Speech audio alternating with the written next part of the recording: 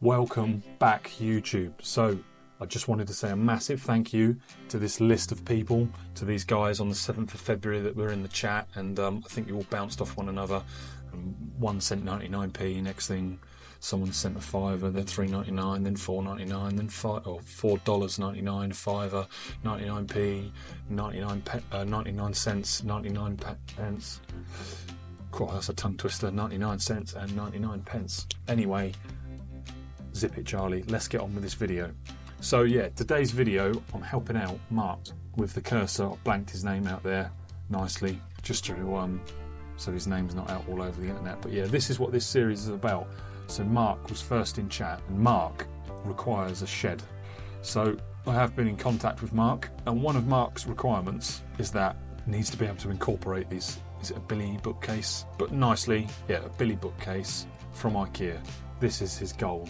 Mark needs to include this for, I believe, his Lego. He's got some awesome Lego models, I can imagine. I don't know that to be fact, but he said he's into Lego, so I want to help the guy out, and I want him to have this awesome shed and the best he can possibly have, so he's got money for value. And anyway, that's what this is about. So Mark has asked, and we have liaised back and forth some things, and I've picked Mark's brains for some guidance and some reference points, like what size doors does he already have and stuff like this.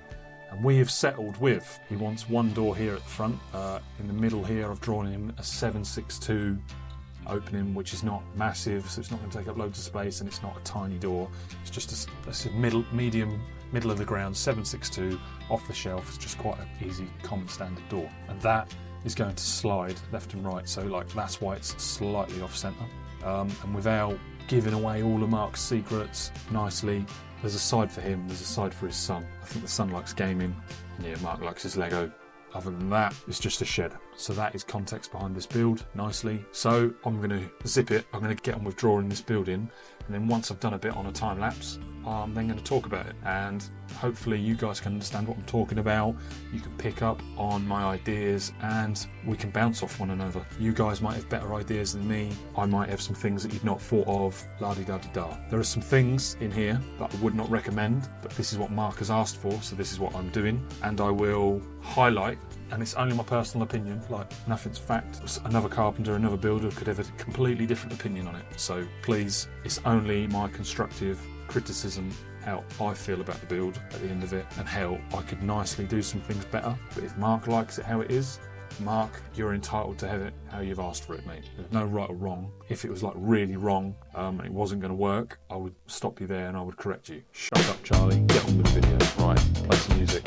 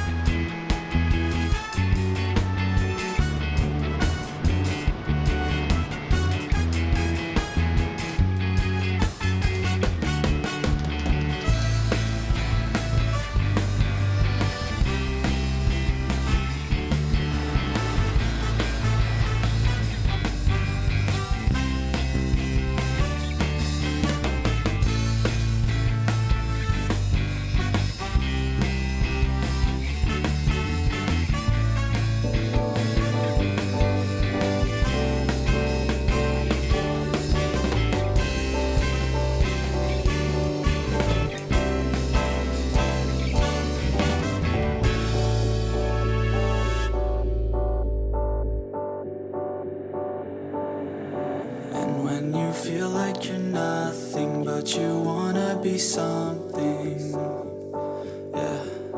Well, all you really need is hope. I just want you to trust me if you wanna be something. Yeah, that's right.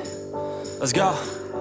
Yeah, when you're feeling down and you're out, like you got nothing but doubt, you're alone in the crowd, just trying to figure it out. All of this cloud and this money got you feeling left out. Listen up to me now, every word that's out of my mouth. Wake up, it's me. You're gonna follow your dreams, or are you just gonna be another cog in the scene? You feel the hope in this beat, yeah, the hope that you need to proceed and be exactly what you want it to be. I feel right and I'm proud, hype and I'm loud. I'ma shout all about how I feel in the now. Ain't nobody ever gonna try to change me till I'm dead, pushing up daisies.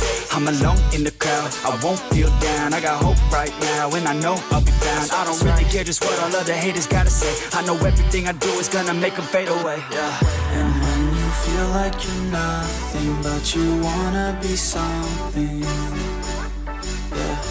Well, all you really need is hope. I just want you to trust me if you wanna be something, yeah. Then all you really need is hope. Take a look in the mirror, are you seeing some fear? You hear the voice in your ear, can you start to see clear? Are the bad thoughts near? Or can you be where your feet are when you stand right here and say no? I'm never gonna give up, I'm never gonna slow. The one that doesn't give up, never loses to a foe. The one that could show to myself I could go all the way to the top, can't stop me. I'm a soldier, always closer till it's over. Older, but I'm bolder, moving forward, motor, never slower. Good to know ya, don't go make me drop my shoulder. You need to believe you can achieve everything that you dream. Everything that you need is in the air that you breathe. It's in the mind that you feed, it's in the time that you bleed. Every second of life is another blessing to me. And when you feel like you're nothing, but you wanna be something, yeah. Well, all you really need is hope. I just want you to trust me if you wanna be something, Let's go.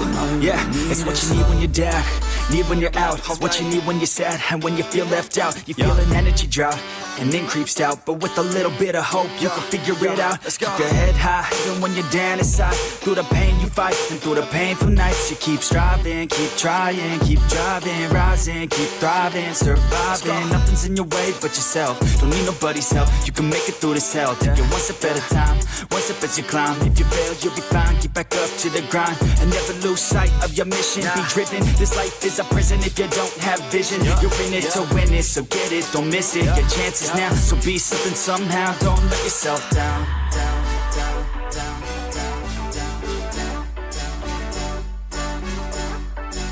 That's right.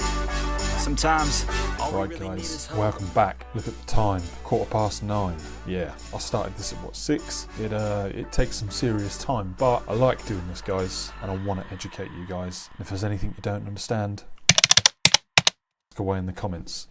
And please, if there's something you would like me to draw to explain, get involved in the comments. So I've done that all on a time lapse. Please, I hope that weren't too boring. If it was, get involved in the comments and voice your opinion. If you guys don't voice what you like and what you don't like, then I never learn. As much as I've drawn what Mark here has asked, I'm now going to review it and just give some guidance. Mark is entitled to whatever he wants. There's no right or wrong. Like, that won't fall down, okay? As long as that's built well, that won't fall down, but could be made better. So, I've got the house in the way now. So on this side, you can do 1200 from the floor, roughly. It's a shed at the end of the day, roughly 1200 to the floor, and all your noggins in line. And you do that by either like nailing through there and then nailing down through the top, and or on this wall, like that, you can do one high and one low and have the 1200 in the center. There's no odds. I'll be honest, I can work with anything, but I can achieve anything I want. So as much as this is slower, I prefer this. Why do I prefer this? Why is this the preferred method? Again, there's no right or wrong, but this, as you can quite clearly see, is very consistent. And why am I pointing at my screen? You guys can't see that. You see, if I do that, and then that wall's covered, and you're blind, it is a very consistent line. So it doesn't matter when it comes to plasterers and a building site, because they'll see the wall, they know high, low, high, low, high, low, high, low. Sounds like I'm singing a song there. They know. But when it comes to, say, my day and my job, and I'm now the handyman, the carpenter, the general builder that's coming behind the guy that built this. I'm blind. I ain't got a clue. The wall's painted, skimmed. I ain't got a clue. So I prefer this method. And again, there's no right or wrong. I'm just explaining why I preferred the all in line straight method, because it's more consistent and it is easy. It makes my life and the person's life behind me in the future a lot easier because it's more consistent. Another thing I wanted to talk about is I don't like doors on the very end. So I don't know what way this door is going to swing for Mark, but if I say draw a line here, if I then do, so look, like you can look at, that's obviously well out of shape, but if I said the door was opening like that back onto the wall, first thing that's going to fail, bang, is going to be the handle on the door, and the door will never ever open perfectly 90. Why? Because the hinges will be tight against the wall here in this corner. So I would advise, you don't have to, please let me make this clear, I'm not pulling apart anyone's work or anyone that does this. You can do that, there's nothing wrong with doing that. I'm just simply nicely saying I wouldn't advise doing that because I can foresee said problem. So yeah, I would advise at least 150 mil, and that's a lot.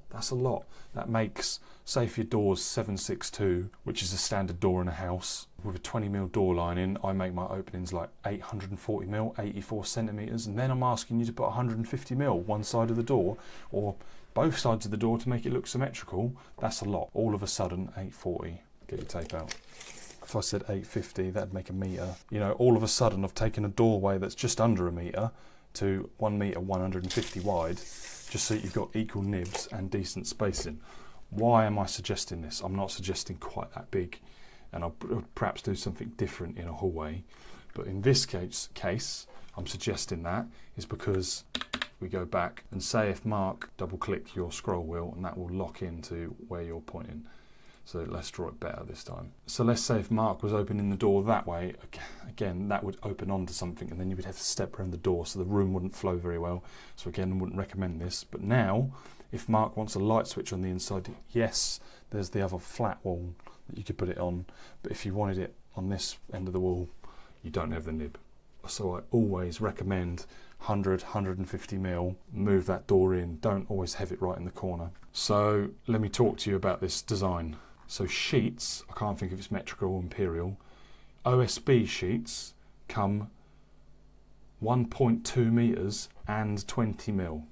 So that's 1220 in millimetres by 2440 in millimetres. However, plasterboard is in finish sizes. So plasterboard comes in 1.2 metres dead by 2.4 dead. So I would like Mark to do 400 centres. I would like anyone to go for 400 centres, because 400 centres is like a structural build. You won't get anything structural done at 600 centres. Very, very, very, very unlikely, because it's just like 400 stronger than 600, so why wouldn't you choose the stronger one? So this, what I've drawn here, is 600 centres. So this is like the minimum spec, the bare minimum I would nicely recommend. And again, look, I'm no building surveyor, I'm no architect, I'm just a carpenter that has done this the last 12 years. So I'm just doing this off my personal knowledge. None of this is factual.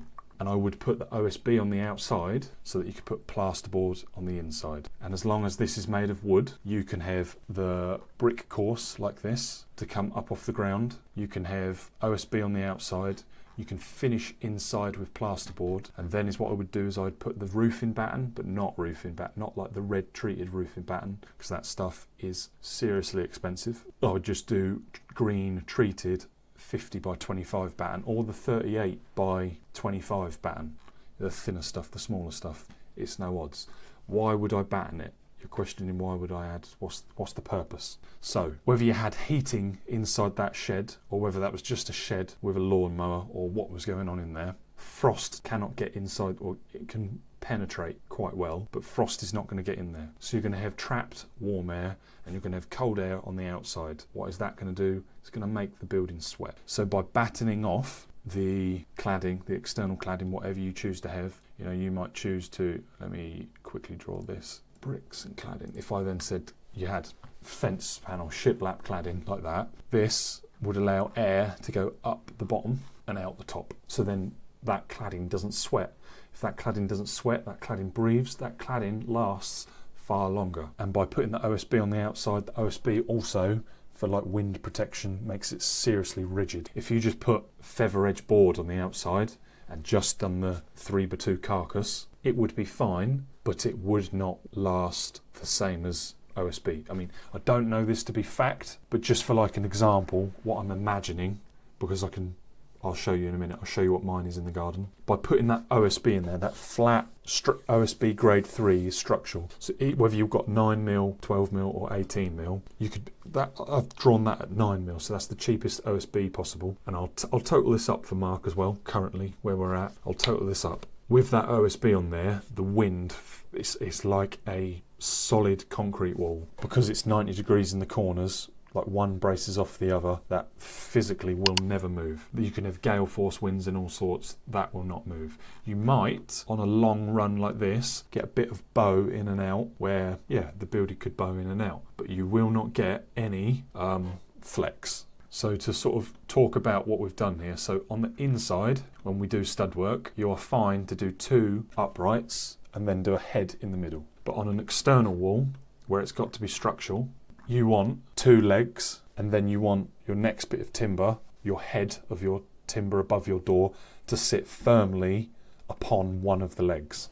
The rule of thumb is, if the timber's a 60mm, it should be a 60mm lap. So commonly is what happens is you would turn 4x2 on edge and you would use 4x2, or yeah, just for the sake of this shed, you'd be absolutely fine bearing on their 38mm and just standing one of the 38x63 legs under their mark. And like that, it would never, ever, ever, ever crush. You might get some flex in the 3x2, but physically that is sat on top of a leg, on top of a leg of timber.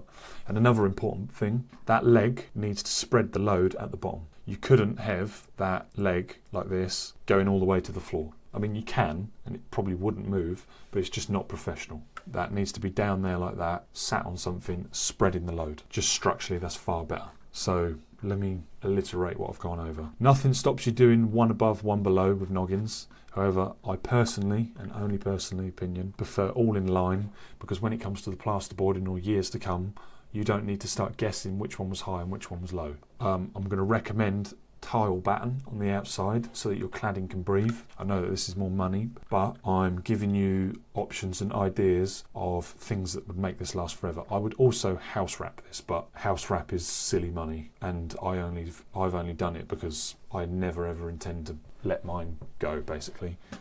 Let me show you mine.